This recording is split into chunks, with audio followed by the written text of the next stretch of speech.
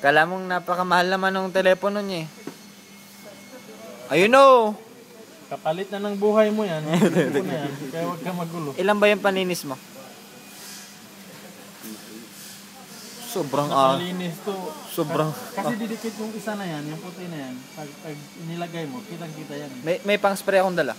Ito, ikon mo dyan. Huwag ka nga magulo tol, dahil kahirap na yan. Puti. Ayan. Ay, sus, meron na naman isa. Huwag mong turuin, huwag mong turuin. May gawing sorry, Silipin mo kasi, silipin mo. Silipin mo.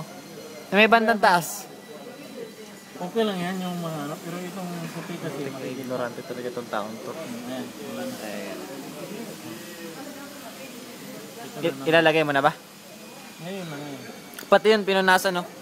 Siyempre, pag Ikaw ang taong ka, napakarte mo. Madudumihan din yan pag nilagay mo sa kwan. hindi na. Kaya nga ang punasan mo eh.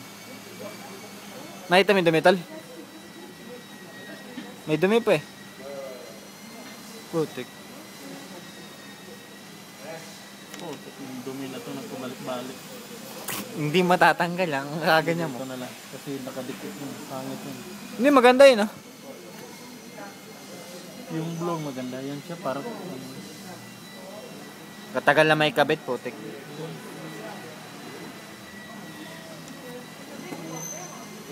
Sinilip pa ng isa kung may bakat eh. Silipin mo to. Hindi niya maintindihan yan. Yun to ang ididikit. Dalawa yan eh.